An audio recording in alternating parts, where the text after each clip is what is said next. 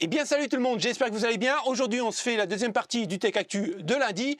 J'espère que les news concernant Nvidia vont vraiment vous plaire. Et à mon avis, avec les news qui vont suivre concernant le futur du jeu vidéo, je pense que on n'en a pas fini de débattre en commentaire. Et si vous voulez soutenir la chaîne, eh bien écoutez, abonnez-vous. C'est gratuit, faites le beau geste. Merci. On va passer vite fait sur cette news, mais sachez que YouTube a enfin amélioré la qualité de vidéo en 1080p. Eh bien, ça va s'appeler le 1080p amélioré. Rien de plus simple. Mais vous inquiétez pas, hein, c'est juste pour les abonnés YouTube. C'est-à-dire qu'il va falloir payer pour avoir une meilleure qualité d'image. C'est malheureux ça par contre. C'est un peu dommage parce que je pense que tout le monde a droit à la meilleure qualité et bien sûr gratuitement. Allez, next! Lundi, je voulais terminer la vidéo avec ce Waterblock. Tout simplement parce qu'il est révolutionnaire. Et c'est pas moi qui le dis, c'est juste marqué dans le titre. Je fais que répéter. Et pour le coup, c'est pas terrible, puisque le 7950X avec ce Waterblock, eh ben, est refroidi à 93 degrés. Et Dieu sait que le 7950X, faut vraiment un monstre pour le refroidir. Moi, personnellement, Arctic 420 mm et ça fonctionne très bien. Alors, Debauer est en train de travailler dessus et en fait, il dit qu'il pourrait vraiment réduire l'empreinte derrière parce que c'est vraiment un gros truc monstrueux. Je vous laisserai regarder la vidéo parce que je ne vais pas la mettre, je vais être démonétisé et c'est pas trop cool. Par contre, ce qui est vraiment cool, c'est que une de mes vidéos est référencée sur Google, donc ça c'est plutôt sympathique. Je commence à faire du bon travail, hein. Merci pour les applaudissements. Et là, bon ben voilà quoi. Donc, je pense que pour moi, l'avenir du hardware va passer par ce genre de produit. Regardez ce qui suit. Colorful présente sa B660M Frozen. Et ce qui est vraiment intéressant, c'est que vous voyez ici, et oui les amis, on n'a plus de câble de connectique à l'avant de la carte mère. Tout se passe à l'arrière. Alors, oui, les marques vont devoir s'y mettre à faire en fait des entrées à l'arrière pour pouvoir passer nos câbles, mais le câble management c'est terminé. Même le plus nul des nuls comme moi au niveau du câble management, eh ben en fait ça va être un jeu d'enfant. Et franchement, c'est pas plutôt esthétique comme ça? Et en plus de ça, cette carte n'est vraiment pas vendue cher parce qu'on pourrait s'attendre à des prix exorbitants vu qu'ils ont changé en fait les directions des alimentations, mais pas du tout puisque cette carte est vendue 123 €. Mais je vous rassure, hein, c'est pas en France. Bah ouais, nous en France, on est toujours les derniers à avoir les nouveautés. J'ai regardé, on peut avoir une Colorful à peu près comme ça en Frozen, mais malheureusement, ça sera avec les connectiques qu'on connaît habituellement hein, sur la façade. Mais voilà. Je pense qu'on va dans le bon sens. Je pense que d'ici un an, voire même peut-être 6 mois, allez, on va se dire 6 mois, hein, on va être light, mais je pense que ça va arriver et c'est de bon augure pour des futurs PC gamers. Je pense que ça va être tip top. Et pour suivre le Waterblock d'avant, regardez cette news, on a une carte mère avec les connectiques non plus en façade, mais juste derrière. Et oui, les boîtiers PC vont devoir s'adapter. Et je trouve ça vraiment tip top. Vous imaginez un PC gamer sans aucun câble management. Alors là, je vais dire, même les plus nuls de chez nuls au niveau du câble management dont je fais partie, je précise parce que j'aime pas ça, et ben c'est fini. Tout va passer derrière, on aura juste à les roulier, à bien les pincer et c'est fini. Plus de câbles, plus de tuyaux, plus rien, c'est juste tip top. Et là, tu vas me dire, ouais, mais ça doit coûter quand même assez cher. Eh ben, pour le coup, non. Parce que cette carte-là, Colorful, la vend 123 €. Alors, je te rassure direct. C'est pas en France. Ben ouais, tu sais très bien qu'en France, nous, on est toujours les derniers servis. Mais bon, ça devrait arriver dans les prochains mois et je pense que c'est une très très bonne innovation. Ça va changer, bon en termes de puissance ça va rien changer, mais au niveau design et au niveau franchement propreté d'un boîtier, plus de câbles parasites, ça va vraiment être tip top. Surtout si les prix restent comme celui-là. Es-tu prêt à faire un petit retour en arrière? Si je te dis Covid, tu vas me dire bah, pénurie. Et oui, on est en plein dedans. Pénurie de cartes graphiques. Pourquoi? Parce qu'il y avait des scalpers et bien sûr, il y avait les fermes de minage qui nous piquaient tous nos cartes graphiques. Donc, pour nous, il n'y avait rien du tout. Ou à des prix vraiment exorbitants. On est bien d'accord. Si je te dis aujourd'hui, Nvidia pourrait créer une pénurie de cartes graphiques. Et là, tout de suite, tu me réponds, bah ouais, mais Dom, il l'a déjà fait. Et oui, c'est vrai, tu as raison, il l'a déjà fait. Il l'a même dit ouvertement dans une interview, on crée une pénurie pour augmenter les prix des cartes graphiques. Franchement, c'est génial. Et on continue quand même à en acheter. Ça, c'est encore mieux. Enfin bref. Et aujourd'hui, je vais te dire, et je l'affirme, il y aurait peut-être une pénurie de cartes graphiques causée par Nvidia. Pourquoi? Ben c'est simple, l'essor de l'IA pourrait entraîner une nouvelle pénurie de GPU, mais Nvidia affirme que le problème actuel réside uniquement dans le packaging. Alors, en gros, quand tu lis l'article, parce que je ne vais pas tout se faire, quand tu lis l'article, en gros, c'est simple. Nvidia, aujourd'hui, et j'arrête pas de le dire dans plusieurs Tech Actu, en a rien à cirer des GPU graphiques pour nous les joueurs. Bah, tout simplement parce qu'on ne rapporte pas assez de pognon aux actionnaires. Mais je dis Nvidia, je peux dire AMD, je peux dire Intel, plusieurs marques, il n'y a aucun problème, c'est tous comme ça. Parce qu'aujourd'hui, Nvidia préfère préparer des GPU H100 et A100 pour travailler sur l'intelligence artificielle pour les entreprises que nous préparer des bonnes RTX 4060 avec un bon pronostic prix-puissance. Non, non, ils n'en ont rien à cirer. Donc, ce qui est vraiment intéressant, c'est qu'ils prennent même des RTX 4090 qui retravaillent dessus pour les passer en H100 ou à A100. Même Elon Musk dit que c'est plus facile en Amérique de trouver un médicament qu'une carte graphique. Pour vous dire. Mais Nvidia nous dit aussi, ne vous inquiétez pas, nous on a fait notre boulot. Après TSMC, s'il ne fait pas le sien, c'est pas de notre faute. Et surtout, si les entreprises de packaging ne sont pas capables de nous faire des emballages, c'est pas de notre faute. À d'autres, à d'autres. Vous lirez bien l'article, c'est vraiment très intéressant. Il est dit aussi que, en fait, Nvidia se croit vraiment le roi de l'IA. Mais il est dit dans l'article, et ça je ne savais pas trop en fait, je ne me suis pas vraiment non plus intéressé, mais du côté de chez AMD, au niveau de l'IA, il pourrait vraiment faire des prouesses et même peut-être, je dis bien peut-être, entre guillemets, surpasser Nvidia.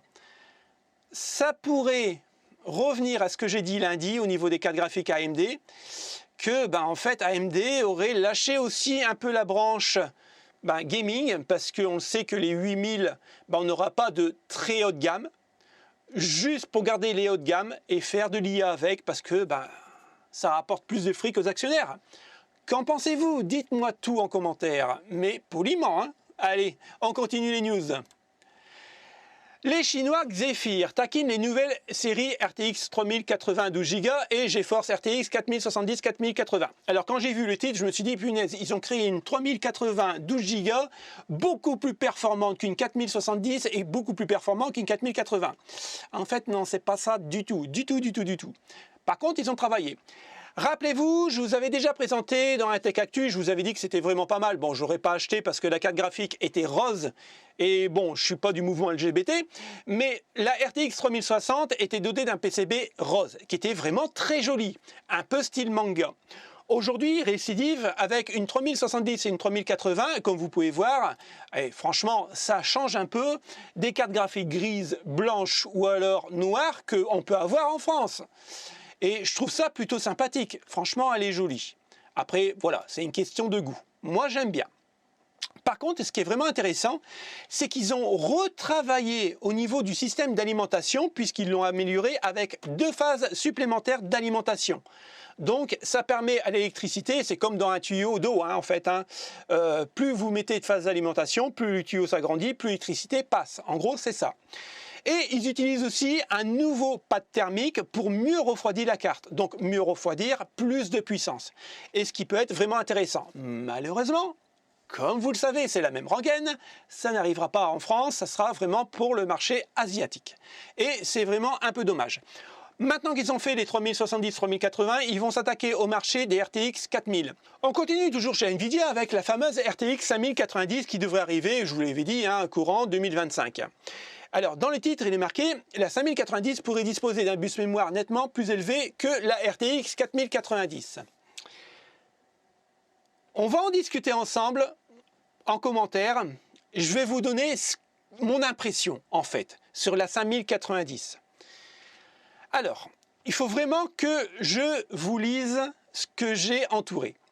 Le plus grand saut de performance d'une génération à l'autre. Alors déjà, c'est une bonne nouvelle. Hein.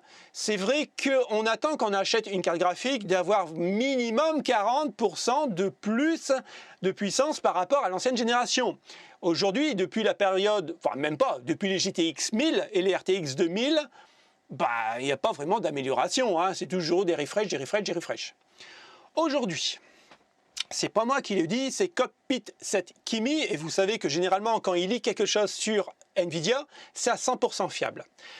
Le procédé sera en 3 nanomètres, donc ça va réduire de place, comme les 4090 par rapport aux 3090. Ils ont réduit de place. Et qu'est-ce qu'ils ont fait? Eh bien, on a rajouté plus de composants dessus pour avoir plus de puissance.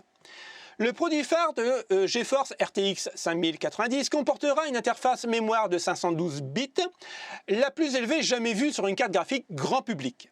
Cela, combiné au nouveau module GDDR7, pourrait entraîner une double augmentation de la bande passante mémoire. Cela ouvre potentiellement la possibilité à Nvidia d'emballer jusqu'à 32 Go de mémoire vidéo sur sa carte phare, jusqu'à 64 sur des produits pour l'IA, vous l'aurez compris.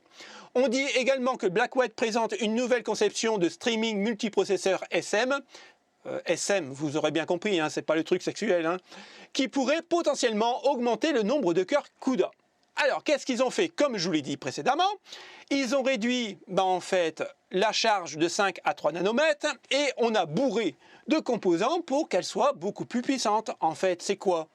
C'est une 3090 qui s'est transformée en 4090, puisque c'était le même truc, on a mis 2 fois plus de puissance, 2 fois plus de composants.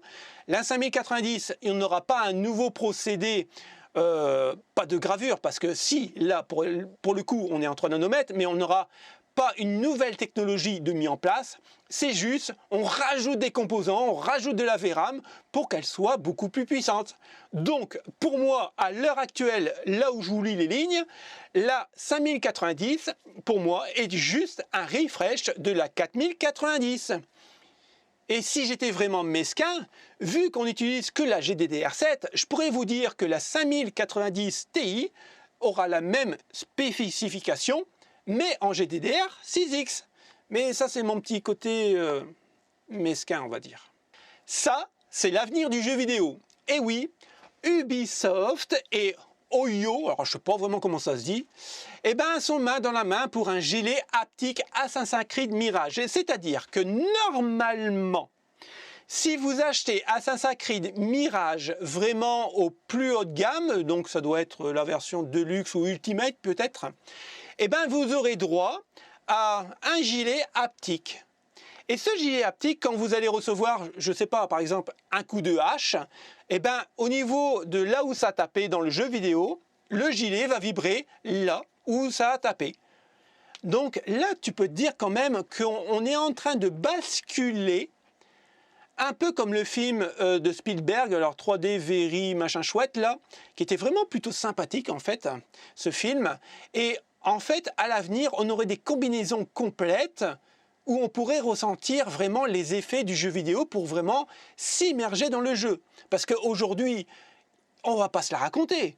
Tous les jeux qui sortent sont buggés, n'ont pas de scénario, ou alors c'est des reboots, mais il n'y a rien d'innovant. Ça fait 20 ans qu'il n'y a rien eu d'innovation au niveau du jeu vidéo. C'est juste, le jeu vidéo aujourd'hui est une entreprise pour faire que du fric. Par contre, si on a ce genre de système, attention, hein, entre guillemets, qui reste abordable au grand public et au plus grand nombre, je pense que ouais, ça pourrait être vraiment devenir très interactif. Dites-moi en commentaire ce que vous en pensez. Mais pour le coup, moi j'aime bien. Avant de vous montrer ces news, je voulais revenir sur les propos que j'ai tenus il y a vraiment quelques mois et il n'y a que les plus anciens qui peuvent vraiment savoir de quoi je parle. Je vous avais dit que les plus grandes entreprises de jeux vidéo, donc les éditeurs et ainsi de suite les développeurs, travailler aujourd'hui plutôt sur tout ce qui est jeux portables que sur les jeux PC et console. Tout simplement parce qu'au niveau des jeux portables, donc mobiles, il y avait beaucoup plus de fric à se faire. Donc ils avaient laissé un peu de côté, entre parenthèses. En gros, ils avaient embauché 3 fois plus de personnes pour les jeux mobiles que pour les jeux, on va dire, standards que l'on connaît, PC, console. Eh bien, aujourd'hui, sachez que il y a de plus en plus de marques qui passent au mobile. Alors, bien sûr, on connaît tous la Nintendo Switch. Il y en a une là quelque part. Elle est là. Voilà. Moi, j'ai celle-ci que j'ai refait à ma façon. Voilà. Elle est sympa optique. C'est une bonne petite console. Le seul problème de cette Nintendo Switch, et comme tous les Nintendo, c'est que le problème, c'est que quand j'étais tout petit, j'ai joué à Zelda et à Mario. Aujourd'hui, je vais avoir 49 ans, je peux toujours jouer à Zelda et à Mario. En fait, ça n'a pas changé. Et c'est ce que je regrette chez Nintendo, c'est que, en gros, je suis désolé de le dire, mais c'est pas méchant ce que je veux dire, mais c'est des jeux pour les gosses. Et ça me saoule un peu. Mais sinon, c'est une bonne petite console. Là, on parle de la Nintendo Switch 2.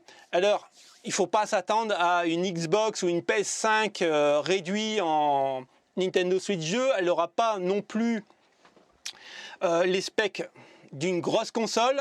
J'ai su qu'ils vont descendre un peu la qualité. En fait, ils vont pas mettre de l'AMOLED, ils vont mettre je sais plus trop quoi comme dalle pour que ça consomme beaucoup moins en batterie. Bah oui, plus c'est petit, plus ça consomme. Et malheureusement, dans une petite Nintendo Switch et qui est aussi large que ça, les batteries, c'est pas terrible quoi. Enfin bref. Donc la Nintendo Switch va sortir. Mais là où je suis surpris, c'est que Lenovo qui fait aujourd'hui des cartes graphiques, et voilà, se met aussi aux consoles portables comme la Steam Deck et la ROG Ally. La ROG Ally est vraiment bien, très puissante. Le gros problème, c'est que comme c'est de l'Asus, il va falloir que tu te coupes un bras pour pouvoir l'acheter. La Steam Deck est vraiment pas mal. Le point faible, pas pour moi, mais le point faible quand même, c'est que tu peux jouer qu'à des jeux Steam. Tu peux pas mettre du Xbox Game dessus, c'est pas possible. Ou du PS Play Store. Bon, après c'est un choix à faire, les prix sont complètement différents. Et aujourd'hui, Lenovo voudrait jouer dans la même cour que les grands. Donc il nous prévoit cette console qui est plutôt sympathique. Après, voilà, le gros problème de ces consoles, c'est qu'en fait, ils veulent faire des consoles à l'intérieur, il ne faut pas se leurrer, c'est un PC complet, très puissant, mais voilà, ça coûte un rein. Donc, à la base, les consoles portables comme celle-ci, c'était pour les gamins, pour les familles, ils pouvaient s'en acheter une parce que ça coûte dans les, je sais plus, 300 € ou 350 € maintenant, t'en trouves une. Bon, d'occasion, c'est beaucoup moins cher, bien sûr. Pour info, moi je l'ai acheté 8 € celle-là. Bon, j'ai tout retapé, elle était en panne. Mais bon, bref, c'était abordable. Aujourd'hui, c'est 800 € quoi. 800 €, tu peux te faire quand même un bon petit PC, quoi. Même si tu n'as pas la carte graphique de ouf, mais voilà, tu peux te faire quand même quelque chose, même acheter un PC d'occasion. Je trouve que la portabilité, c'est vraiment pas mal, parce que moi, je m'en sers de temps en temps dans mon lit, quand il y a une connerie à la télé. Je joue, mais voilà, quoi. C'est pas pour toutes les bourses. Et le problème du jeu vidéo aujourd'hui, dans notre monde, c'est qu'avant, les jeux vidéo étaient faits pour vraiment tout le monde. Je rappelle, le jeu vidéo, c'est jeu vidéo ludique. Donc c'était fait pour tout le monde. Aujourd'hui, le jeu vidéo, je le prends comme ça, personnellement, c'est que mon avis. Peut-être vous aurez un autre avis. Mais pour moi, le jeu vidéo, aujourd'hui, est juste pour une caste de personnes qui peut se permettre de mettre 800, 1500 € dans un PC, 600 € dans une console, mais les autres, ils font quoi? Ils jouent au bidet ou aux dames? Je trouve que le jeu vidéo, en fait, c'est juste pour une caste de personnes qui ont les moyens. Et je trouve ça vraiment dommage. Même pour les jeux, par exemple, je ne connais pas trop ce jeu parce que j'ai jamais joué et je l'aime pas du tout, mais par rapport à ce que vous m'avez dit sur le jeu que j'aime pas, comment il s'appelle déjà, Fortnite. En fait, il y a énormément de skins, des trucs comme ça à acheter pour pouvoir progresser. Même dans le simulateur, Fly Simulator, on m'a dit qu'en fait le jeu est vraiment bien, mais si tu veux voler avec tel ou type d'avion, il faut que tu payes. Donc tu achètes le jeu et en plus tu payes. bon, à un certain moment, les gens ne peuvent plus suivre. Et je trouve ça un peu dommage au niveau de la révolution, on va dire, jeux vidéo.